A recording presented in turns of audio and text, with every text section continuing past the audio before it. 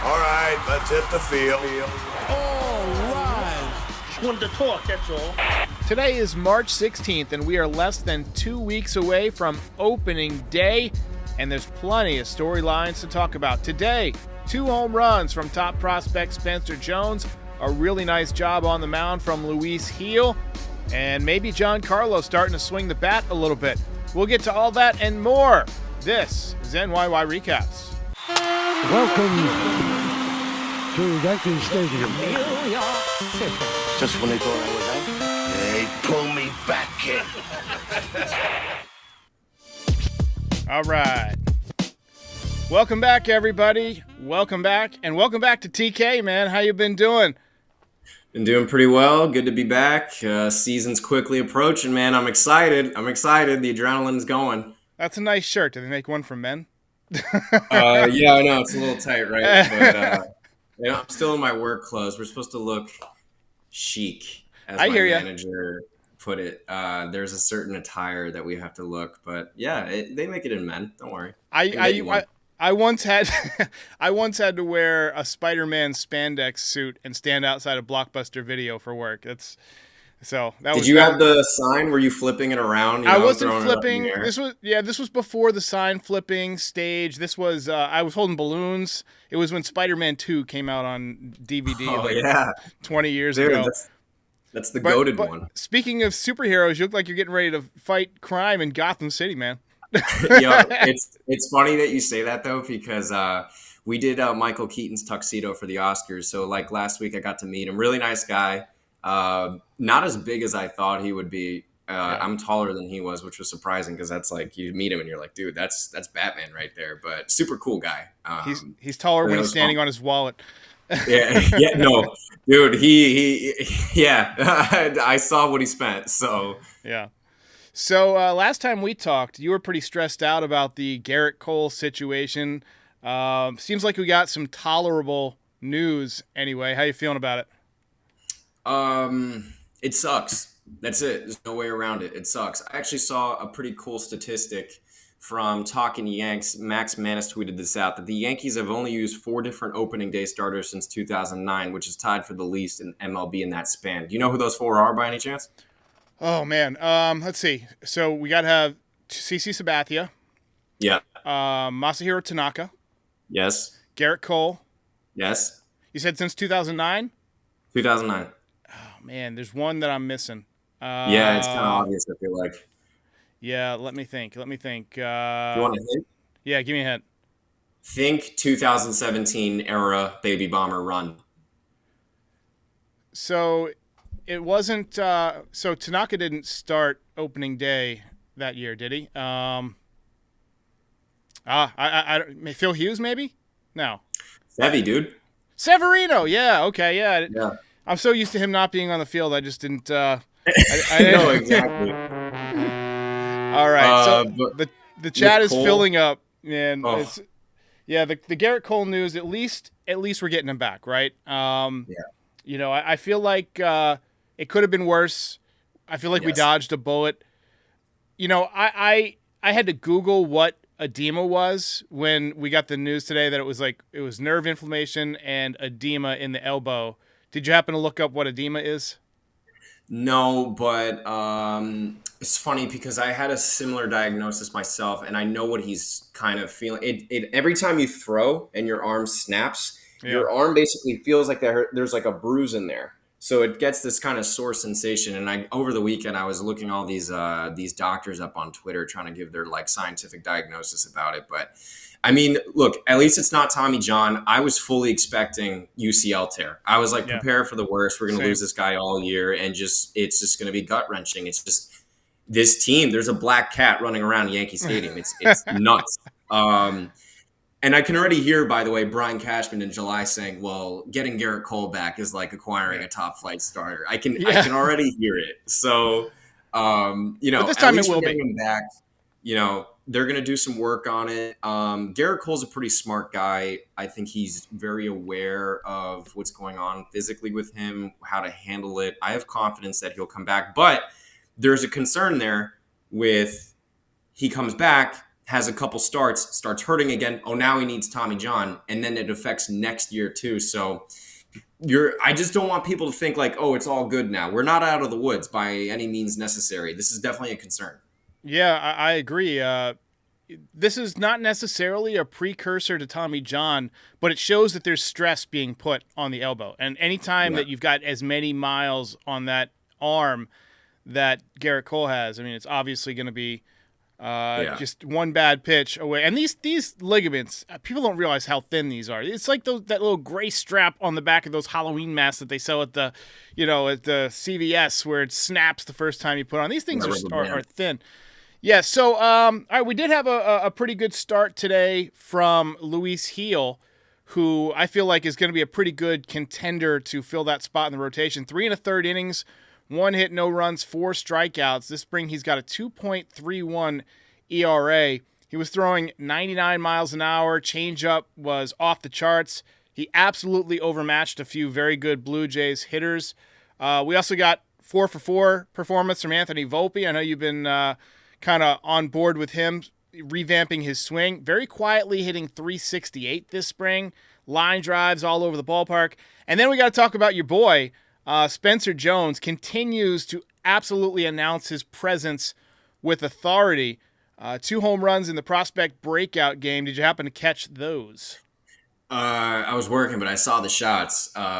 Dude, I'm so high on him. I have been since they drafted him. You know, you look at the size, and I immediately think Aaron Judge because they're the same height, and he's a lefty. So obviously in Yankee Stadium that plays well.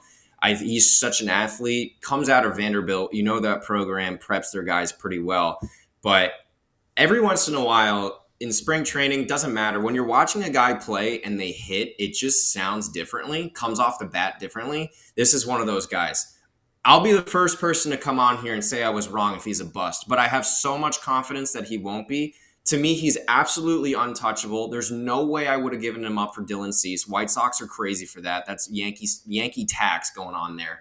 Right. And for Corbin Burns, 1 year of Corbin Burns, I believe it was, maybe 2. Is that right? No, it's I'm sorry.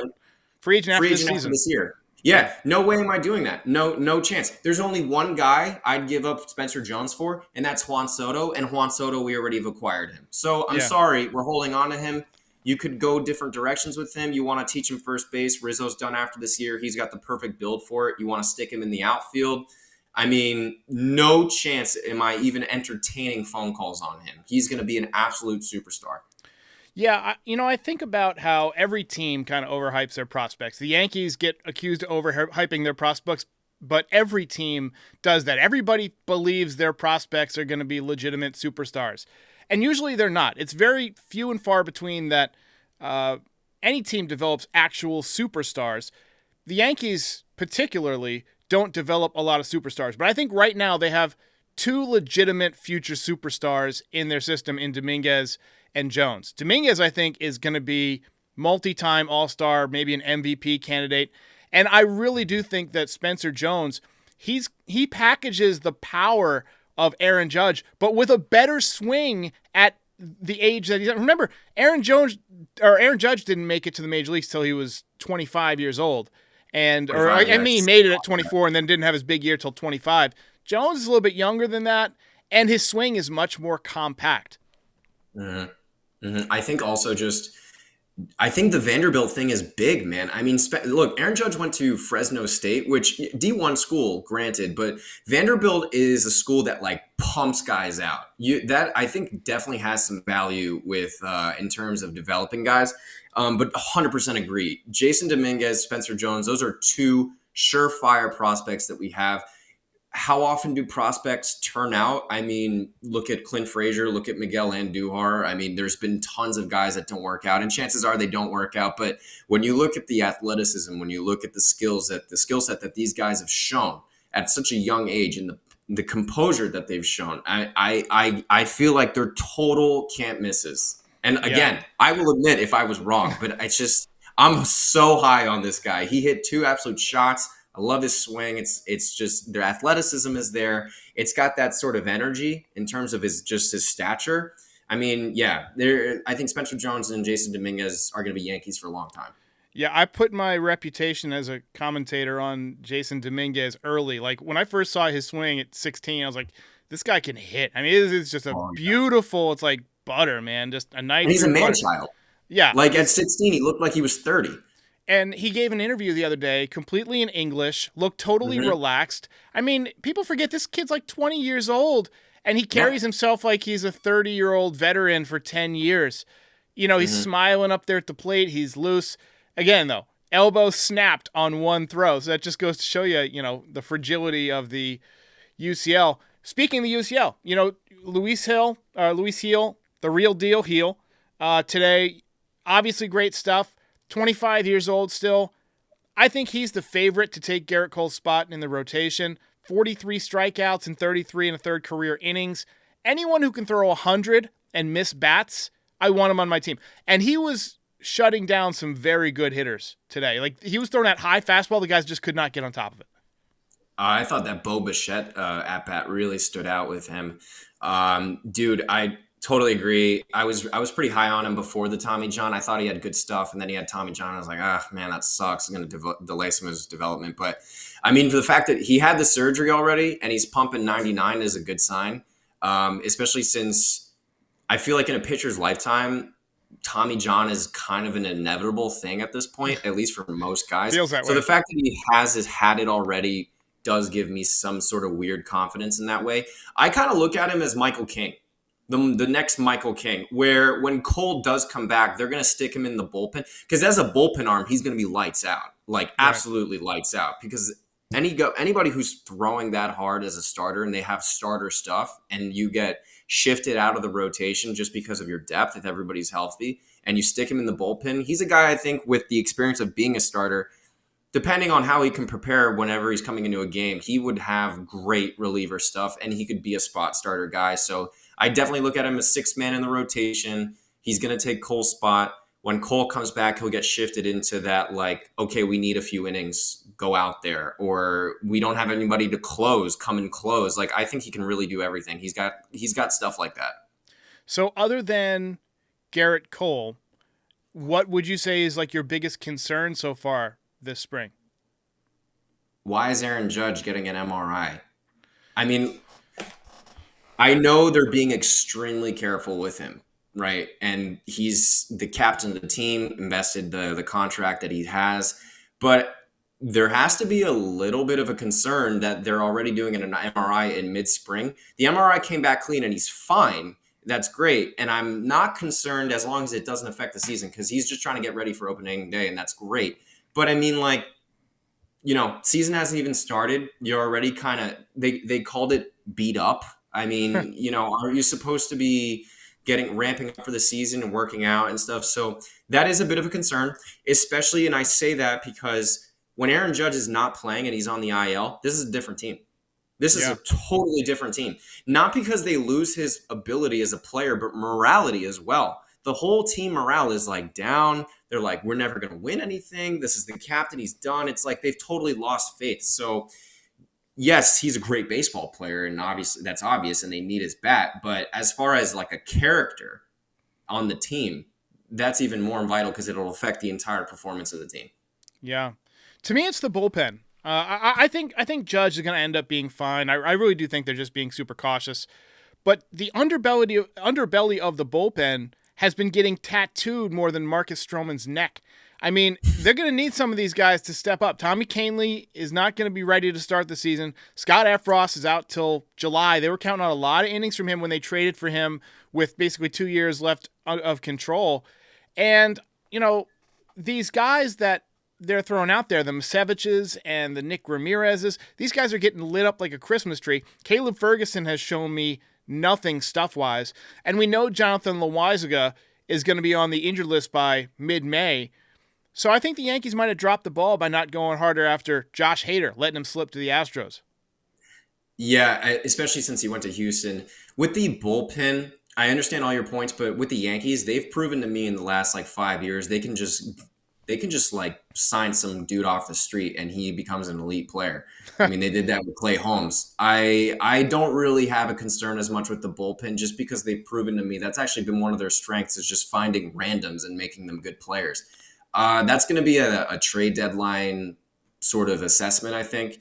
They're going to see where they're at. I think they're actually poised to have a great trade deadline. Either they're out of it or they're in it. A guy that I would love to see in the bullpen and to keep an eye on, I really need Cleveland to be bad this year and to be selling Clase, because Clase would be a perfect fit on this team if he was available at the deadline, because you could shift Holmes over to the 8th inning and have Clase come in and close, and that just shortens the game so much. So definitely root for Cleveland to be bad this year if you're a Yankee fan, and hope that they sell. And also, his contract's great. He's making like no money. No money, yeah. And you brought up a great point that I don't think people are talking about enough, is that this is going to be a huge trade deadline for the Yankees either way. Because either they're trying to go all in and win with their 1 year of Juan Soto, they're right on the edge, or they're in first place maybe, but they're going to either be all in, or they're going to have a huge decision to make. Do we trade Juan Soto, make it clear to him that, you know, we're getting a nice package back for him and we want to re-sign him? That's what they did with Aroldis Chapman, remember, back in 2017. And that was honestly one of the smartest decisions that Brian Cashman has ever made. Got Gleyber Torres back in that deal. You got some prospects back in the Andrew Miller deal. I mean, obviously Clint Frazier didn't work out. JP Feyereisen is now with the Dodgers. It's taken a long time for him to come around. Ben Heller never became much. But Gleyber Torres has become a staple in this lineup. You know, if you can flip Juan Soto at the deadline, if you're out of it, maybe get a couple of guys back and then re-sign him, you know, that just builds on your case for next year. When you've got guys, you know, Volpe will be in his 3rd year. Dominguez will be in his 2nd year. Wells will be in his 2nd. All of a sudden, you got a great young core, and, you know, maybe you add a big-time young pitcher to that or something. Well, the thing is that they have like 4 players, I think, that they could legitimately sell at the deadline, potentially 5 if they really want to. If you're out of it, and you're not competing this year, Soto should be on the table because you can just re-sign him in free agency, get a lot back for him. Gleyber Torres should be on the table because he's going to hit free agency. Alex Verdugo should be on the table because he's going to hit free agency. And Anthony Rizzo should be on the table because he's going to hit free agency and he has championship pedigree. So those 4 players right there, if you decide to move on from them because you're not going to do anything this year, you could probably get a really large package for the 4 of them collectively. All of a sudden, you got a bunch of your young prospects coming up through the system and you have an extremely young team. Just like you've totally flipped it around inside of a year, kind of like they did in 2017, they totally reloaded. So that's kind of a soft rebuild. But again, if you're competing and you're in it and you're in the race for the division, I'm a big Class A guy. I'm praying that Cleveland sucks so they can acquire him, because that would be a perfect fit on this team. Yeah, I agree. Donnie Clark brings up something we were going to talk about. He says Peraza is turning into an Andujar situation. So Andujar came up and immediately, I believe, finished 2nd or 3rd in the American League Rookie of the Year voting, doubles machine. The next year, I believe it was opening day, it might have been the 2nd day of the season, he's diving back into 3rd base. He tears his labrum. He has never been the same since then. Ended up leaving the Yankees. And Peraza, I feel like he hasn't even had that big breakout yet. He hasn't even gotten over the hump. But I do feel like he was our number 1 prospect. And he just can't get out of his own way, either injury-wise or struggling at the wrong times.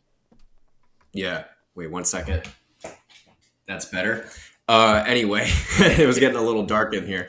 But anyways, with Peraza, I totally see that. With me, we always heard Volpe, Peraza. Those were the future shortstops. They were going to choose one. They were leading Volpe. I think just the whole Yankee storyline, they were kind of buying into that. And clearly, the knock on Volpe was that Peraza had a better glove than Volpe, but Volpe just won a Gold Glove. So all of a sudden, that's kind of irrelevant, right? For me, Peraza doesn't have a place on this team. They just acquired Jorbit in a trade for Trey Sweeney. They got some young middle infielders. I mean, I just kind of like, where's he going to play? Peraza, where is he going to play? So they've already hurt his value because they've already held on to him too long because he's already hurt. So you're not going to get as much back as you would have if you had traded him, I don't know, a year and a half ago. But I definitely am in favor of trading him. I've been saying trade him. I thought they should have traded him this offseason. Or actually, I think after the season, was it 2021 he started in the playoffs when IKF lost his job? Is that 2022? 2022, yeah. Yeah, after 22, I probably would have traded him right at that point. I think the time to move him, and credit to a commenter who said this, and I agreed with this 100%, when he lost out on the job to Volpe last year, and he was clearly ready to be a big leaguer. A lot of teams need defensive shortstops, offensive upside. He's already proven he can hit at AAA. I think the time to deal him was last year, to try and get either a left-handed bat that they sorely needed, or to try and get, some pitching help. But instead they let him toil away in the minor leagues and come up after you're already out of it. That's the Cashman special, man. I'm so sick of that. Dude, I had a baseball coach who was a scout for the Phillies who told me once, if I was a blue chip player, I would never want to get drafted by the Yankees. And I was like, why not? And he's like, they let their prospects rot in the minor leagues. They don't, and it's rare that they let guys breathe. And I swear to God, if they mishandle Spencer Jones, I might actually have an absolute freak out, because I can you got it. They did it with Volpe. Let these guys play. They need the reps. Austin Wells needs the reps. He needs the looks at the major league level. Anthony Volpe, his bat wasn't that great, but he won a Gold Glove. He was an effective player. He hit 20 bombs. He stole a bunch of bags. I mean, same thing with Jason Dominguez. It's like, you got to let these things breathe a little bit and throw them into the fire. You got to see what you have. Otherwise, if you're going to let these guys rot in the minor leagues and you get a Clint Frazier situation. I remember when Garrett Cole got traded to the Houston Astros when he was a Pirate, they were asking for, I believe it was Miguel Andujar and Chance Adams. Yeah. And we didn't do it. And he went to Houston instead. We didn't give up Chance Adams for Garrett Cole. I mean, looking back, that looks insane. I was like, I'd do you one better. So the Yankees didn't end up needing to make this trade, but during Brian Cashman's rookie year as a GM back in 1998, he had a chance to trade Hideki Arabu for Randy Johnson. And this was Randy Johnson at the beginning of his peak. No, he was still in Seattle at this point. This is before he signed with the Diamondbacks. Mm-hmm. And I mean, imagine Yankees probably win in 2001 if they still have Randy Johnson on the team. Yeah. I mean, that's probably the difference. So let's flip the script a little bit. What's your biggest positive takeaway so far this spring? Volpe looks great. Oh, man, he looks great. Dude, I don't really buy into the numbers in spring training just because guys are focused on the way they feel, the way they're getting ready, the way they're preparing, what their mechanics look like. The results are kind of whatever at this point. His numbers look great, but he's changed his swing. You can tell. He's going much more line drive, gap to gap, and that's what I was saying in the previous video when I was saying I wanted him to grow into that leadoff position role, because if this guy becomes a 280 hitter, he's a perfect leadoff hitter. Absolutely perfect. So I don't care about 20 home runs. You got Juan Soto and Aaron Judge hitting behind you if you're leading off. You can give me 10, you can give me 15, but if you give me 50 more points on your average, I'll take that trade any day. Yeah. He looks absolutely great. He looks comfortable. He has a year under his belt. I think he has some more confidence because of that. And one other guy that I'll mention, and I'll give it back to you, is Rizzo. Rizzo looks healthy again, and that's huge if he is. Yeah. So building on your Volpe comments, we keep hearing about how DJ is going to be the leadoff man, and DJ looks so great, and DJ's so explosive. To me, I mean, I'm watching the telecast, and I'm like, are we watching the same guy? His swing is slow. His body is slower. I'm not sure he's going to have that bounce back year that everybody's predicting. So I want Volpe to hit. If Volpe becomes a 270 hitter, with his speed, you can be a leadoff hitter. In front of Judge and Soto. The other thing that really has been a positive for me is the way Carlos Rodon threw the ball last time out. Now, he's still not sitting 97, 98 like he was that night. He dueled with Jordan Montgomery in the Bronx a couple of years ago. Not sure if you remember that, but I think it was like a 1-0 game or something. It was back and forth, and they both were just guns a-blazing. But he was 95, 96 last time out, and that'll usually get it done. Mixing his pitches better. We saw the cutter. Cutter had more bite. I want to see him throw the ball hard again next time out. I want to see more 95, 96, maybe some more 97s mixed in to show that he's building up that arm strength. But as of right now, I'm feeling more confident in him than I have at any point in his Yankee tenure since he got hurt. And also, Austin Wells, I think, might actually win the catching job. Not only does he look great on offense, I mean, he line drives all over the ballpark, he looks good on defense. I mean, he can pick him up and put him down. He can run. And Volpe, as you said, line drives, the swing path is flat, and I thought he was going to pick up more home runs just because he was stronger, but I think his home run total might actually go down now because I'm looking at the way he's swinging the bat. It's clear he's trying to hit line drives to right field. He's taking that Derek Jeter approach, and it's going to work if he can do it properly. So, yeah, I feel good about all three of those guys.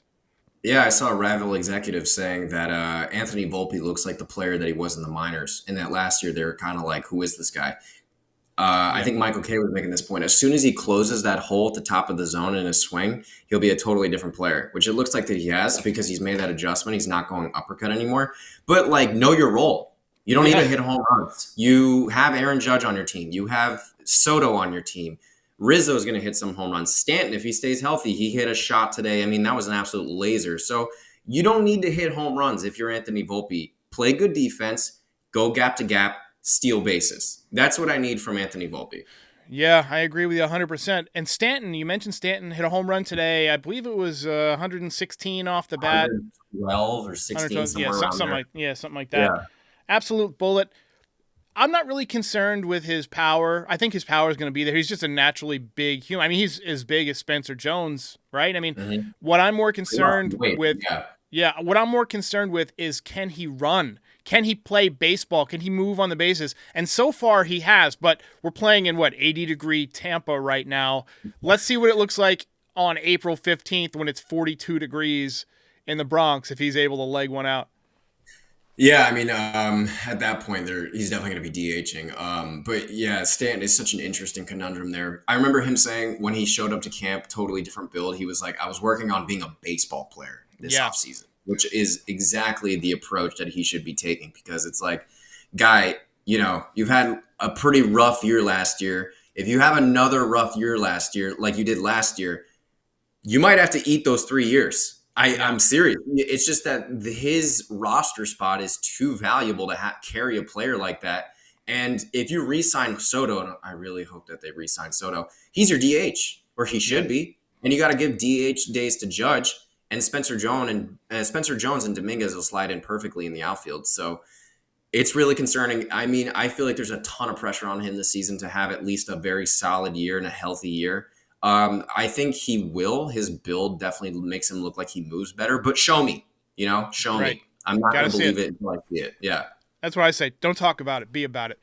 Let me throw something at you. 15 years, $701 million for Juan Soto. That would be $46.7 million. You think he would sign that? I mean, you think the Yankees would even offer that? No deferred money, but $46 million a year for 15 years? Dude, I don't think that's getting it done. 15 years, really? 15 years, 550. Steve Cohen's going to be involved in this. It's going to go ballistic. Yeah, let's see. 550 divided by 15 is... That's $50 million a year. 550 divided by 15? I'm so sorry. No, it's not. But he's going to get... That's 36.6. No, excuse my math. I'm terrible at math. But $50 million annual value for 15 years is what I meant. Yeah, he's going to sign for close to that. Okay. So 50... He's 25. 50 times 15 is 750. So $750 million contract? Yeah. Ooh, that's tough. Dude, I think you got to do it. I think you got to do it. Steve Cohen wants him. If Steve Cohen wants him, the bidding might get to that. I mean, Steve Cohen does not care. I don't think he cares about how much it's going to take. He wants Juan Soto. You just know that he does. Yeah. But does Juan Soto, I mean, if he plays in New York this year, and this is why it's so important to win this year, and the Yankees win, there's nothing like it. I mean, you're not going to leave a championship team or a close to championship team to go be with the Mets who are further away, right? I mean, think about this. We got Jason Dominguez coming up midsummer, young, basically switch hitting version of Juan Soto, and he's basically one of the next superstars in the game. You got the best possible protection hitting in front or hitting behind him in Aaron Judge, a guy who could hit 60 home runs any season. That's two pretty good players to be sandwiched around for the next 10 years. Yeah, I'm, but what is he after? What does he want? I'm not in his camp. I mean, is he going to just take the highest money? Maybe that's what he wants. If he just wants the highest money, then I definitely think the Mets have a very good chance of signing him just because they've proven that they don't care. They also have Scherzer and Verlander coming off the books. They got money to spend. So, and they've already made it known. I think it was maybe it was Buster Olney. I don't know. There was a beat writer that was saying like they're definitely going to go after him. It was different with Judge because of that sort of unspoken rule between the Yankees and the Mets. You don't take our guy, we don't take your guy. Judge is a homegrown player. Soto's a rental. There's definitely not that sentimental aura around him. So I really feel like the Mets are just going to be like, look, we got these young players coming up. We're going to re-sign Alonso. We're going to sign you. We're going to build the team around you. That's kind of how they're going to pitch it. But, obviously if the Yankees, let's say the Yankees make the World Series this year and they lose.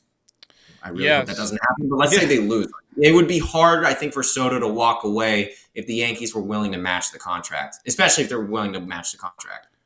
Dylan the Don says, any word on Trevino and Efros? Thanks for the super chat. Appreciate it. So Efros is out till July. Trevino, I haven't seen any updates on him recently, but I wouldn't expect him back anytime soon. No. Are you worried at all about these rumors that Blake Snell could be headed to the Astros? Oh my God, really? I didn't even see that. I'm like, that's a live. I saw Anaheim. That's like the only team that was willing to give him the contract. So apparently his preference was Anaheim, but now Ken Rosenthal came out last night and said basically that Houston is pursuing him aggressively, and that'd be a damn good offseason to pick up Snell and Hader for that pitching staff. Yeah, that's especially since they don't have Verlander to start the year. That kind of changes things for me.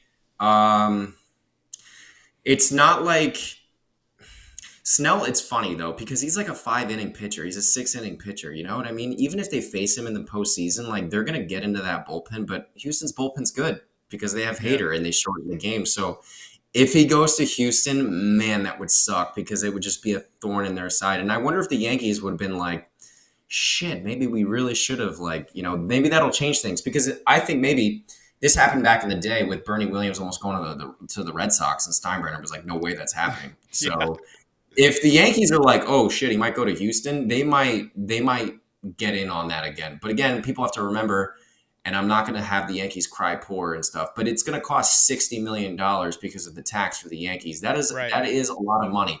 And aside from the money, and I know money doesn't matter with Yankee fans, I get it. You're gonna lose draft capital. I mean, that affects things. You gotta have that very carefully considered. So, him going to Houston would really be interesting. I don't know if that's legit, but we'll see. Usually if Ken says it, it's legit. But Edward Mallower says, if Dominguez and Jones are in the Yankees outfield, is Soto really needed anymore? He's not a great defender. Well, he's not in there for his defense, man. Yeah, no, right? He's in there for that bat. Yeah, 100% he would be the DH. All right, ladies and gents. Well, mid-spring update. We're only, 12 days until opening day. I know I can't wait. How you feeling about the season so far? Just overall final thoughts on the spring so far for the Yanks. Well, the Garrett Cole thing sucked, and that really put a damper on my mood for a couple days. But it was better news than I anticipated, so I'll live with it. I just need them to basically play maybe a 5-game clip over 500 would be really nice at the All-Star break, right around when Cole's coming back. And then you need Cole to stay healthy the rest of the year, because if that's not the case, they're in trouble, man.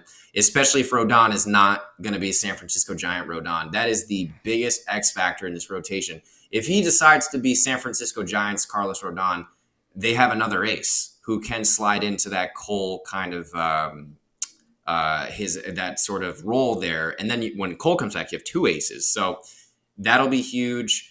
Overall, though, I'm excited for the season. I think guys have come in kind of with a hunger. They're ready to play.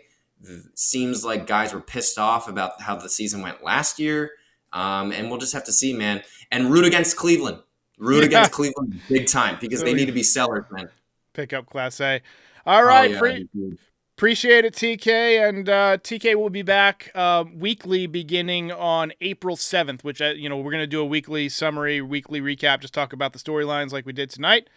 And until Monday, when Max Goodman is back, I'll see you then. See you guys.